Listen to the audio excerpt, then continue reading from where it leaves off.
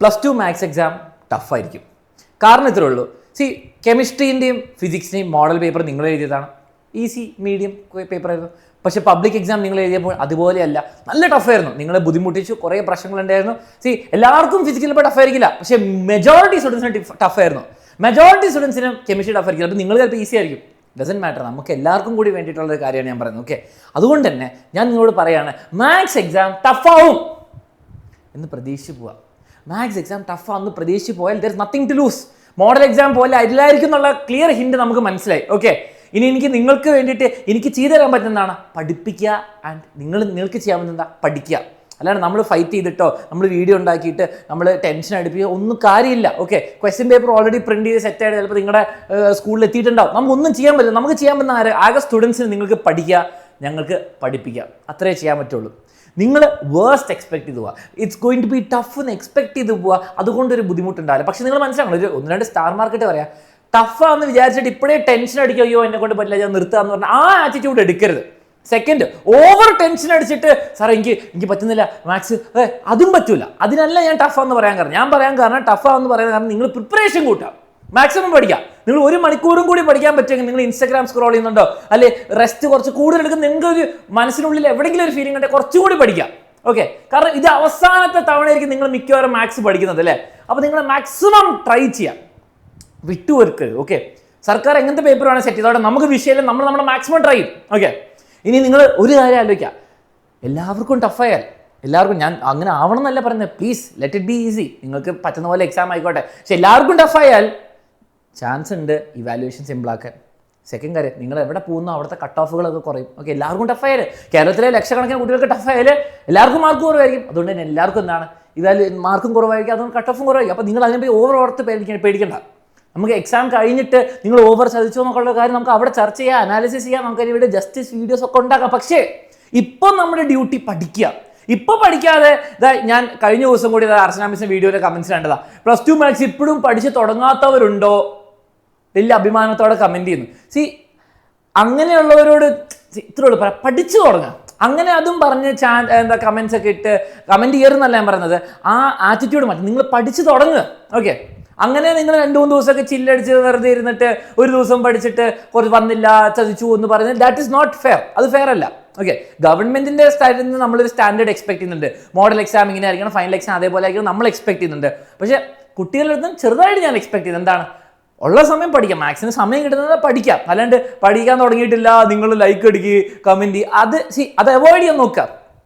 നിങ്ങൾ പഠിക്കുക, മാക്സിമം പഠിക്കുക, അതെനിക്ക് പറയാനുള്ളൂ. ഇനി 2-3 കാര്യങ്ങളോട് ശ്രദ്ധിക്കുക, ഇമ്പോർട്ടൻറ്റ് കാര്യമാണ്. ഓക്കെ, അപ്പോൾ നിങ്ങൾ മാക്സിമം ഫ്രണ്ട്സിന് ഷെയർ ചെയ്യുക, ലൈവ് ക്ലാസ്സിനെല്ലാം വന്ന് അറ്റൻഡ് ചെയ്യുക. അതിനുള്ള ക്ലാസ്സെല്ലാം അടിപൊളിയായിട്ട് സ്ട്രാറ്റജിക്കലി ചാപ്റ്റേഴ്സ് പ്ലേസ് ചെയ്ത് ലൈവ് ക്ലാസ്സുകളുണ്ട്, അത് കാണാൻ മറക്കരുത്. ഓക്കെ, ഇനി നിങ്ങൾ ശ്രദ്ധിക്കേണ്ട 2-3 കാര്യങ്ങൾ. ഓക്കെ, നിങ്ങൾക്ക് ഒരു സ്ട്രെസ് റിലീഫ് എന്നുള്ളത്, നിങ്ങളുടെ വെയിറ്റേജ് നിങ്ങൾ കണ്ടിട്ടുണ്ടാവും, വലിയ വ്യത്യാസമൊന്നുമില്ല, എല്ലാ ചാപ്റ്ററും പഠിച്ചൊക്കെ പോകണം. ഇമ്പോർട്ടൻറ്റ് ചാപ്റ്റേഴ്സ് ഏതൊക്കെയാണ് നിങ്ങൾക്ക് നോക്കി പോകാം. ഓക്കെ, ഇനി ഇമ്പോർട്ടൻ്റ് ആയ കാര്യം ശ്രദ്ധിക്കേണ്ടത്, നിങ്ങൾ ക്വസ്റ്റ്യൻ പേപ്പർ കാണുമ്പോൾ കുറേ ആൾക്കാർ എക്സ്ട്രാ ടെൻഷൻ ഉണ്ടെങ്കിൽ ഫസ്റ്റ് കാര്യം നിങ്ങൾ ഫ്രണ്ട്സിൻ്റെ മുഖത്തേക്ക് നോക്കണ്ട.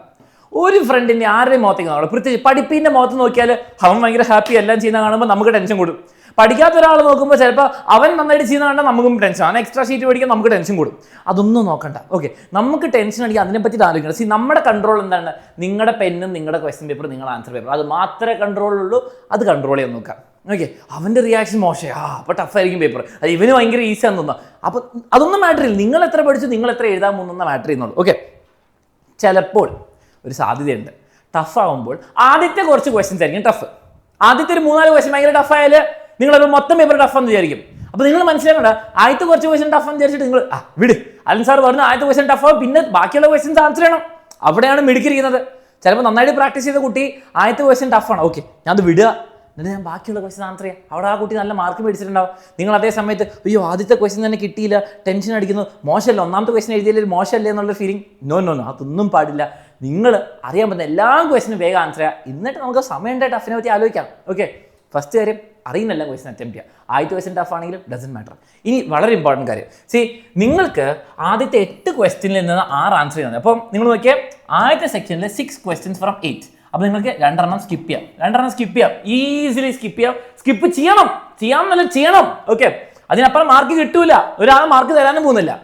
9 to 16 എന്ന് പറയുമ്പോൾ 8 ക്വസ്റ്റ്യൻസ് ഉണ്ട്. ഓക്കെ, ഇവിടെ എന്താണ് 6 ക്വസ്റ്റ്യൻ ആൻസർ ചെയ്യണം. 8 ക്വസ്റ്റ്യനിൽ നിന്ന് എന്താണ് 4 മാർക്ക് ഉണ്ട്. അപ്പോൾ 2 ഇവിടെ വിടണം. അപ്പോൾ 4 മാർക്ക് 2 ക്വസ്റ്റ്യൻ വിടണം. സന്തോഷത്തോടെ വിടണം, ഹാപ്പി ആയിട്ട് വിടണം. 2 ഡഫ് ക്വസ്റ്റ്യൻ ഇവിടെ 2 ഡഫ് എടുത്ത് വിട്ടോ.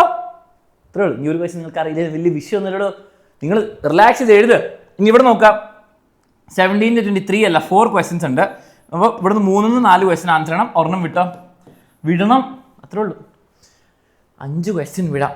ഒരു ക്വസ്റ്റ്യൻ പേപ്പറിൽ പൊതുവേ സ്വാഭാവികമായിട്ട് ഒരു 4-5 ക്വസ്റ്റ്യൻ ടഫ് വരാറുള്ളൂ. എല്ലാ ഫസ്റ്റ് സെക്ഷനൊന്നും വരില്ല, എല്ലാ സെക്കൻഡ് സെക്ഷൻ വരെ എല്ലാം അവിടെ എവിടെയൊക്കെ മിക്സ്ഡ് ആയിരിക്കും. അപ്പോൾ നിങ്ങൾ എന്ത് ചെയ്യുക, അറിയാത്തത് വിട്. 2 ക്വസ്റ്റ്യൻ ഇവിടെ, 2 ക്വസ്റ്റ്യൻ ഇവിടെ, 1 ക്വസ്റ്റ്യൻ ഇവിടെ വിട്. ഓപ്ഷൻസ് അതിനല്ലേ തന്നത്, അത് സ്മാർട്ടായിട്ട് ഉപയോഗിക്കുക. എന്നിട്ട് എക്സാം പേപ്പറിൽ നിന്ന് എക്സാം ഹാളിൽ നിന്ന് ഇറങ്ങി വരുമ്പോൾ നിങ്ങൾ പറയാം, ഇവിടെ സിമ്പിൾ ആയിരുന്നല്ലോ, ഞാനായിട്ട് ക്വസ്റ്റ്യൻ വിട്ടു, എനിക്ക് എൻ്റെ ആൻസർ അറിയാൻ താല്പര്യമില്ല, അറിയേണ്ട ആഗ്രഹമില്ല. നിങ്ങളുടെ ഫ്രണ്ട്സ് ചിലപ്പോൾ ഡിസ്കസ് ചെയ്യണം, അവിടെ എനിക്കത് 5 പോയോ ഈ ഇൻറ്റഗ്രലാത്താണോ. നിങ്ങളത് വിഷയമാക്കണ്ട, നിങ്ങൾ എഴുതണ്ട. അറിയില്ലെങ്കിൽ എന്താ കുഴപ്പം, നിങ്ങൾക്ക് മാർക്ക് മതി. ആ മാർക്കിന് വേണ്ടി ഈ ക്വസ്റ്റ്യൻ വിട്ടാലും നിങ്ങൾക്ക് ഫുൾ മാർക്ക് കിട്ടും. അപ്പോൾ വിടാൻ നോക്കണം, അടിപൊളിയായിട്ട് എഴുതുക. പിന്നെ മക്കളെ, ഈ ദിവസങ്ങൾ മാക്സിമം പഠിക്കുക. നിങ്ങൾക്ക് വേണ്ടി പഠിപ്പിക്കാനുള്ള എല്ലാ കാര്യങ്ങളും നമ്മൾ ചെയ്യുന്നുണ്ട്. അത് പഠിക്കുക. എന്നിട്ട് നമ്മൾ പോയി എക്സാം എഴുതുന്നു, അത് കഴിഞ്ഞിട്ടുള്ള ബാക്കി നമ്മൾ നോക്കാം. ഓക്കെ, എക്സാം ഉണ്ടാകും കൂടെ. പക്ഷെ ഇപ്പോൾ മാക്സിമം പഠിക്കുക. +2 മാത്സ് ടഫ് ആവും, നമ്മൾ എന്നാലും തകർക്കും. Okay, all the best.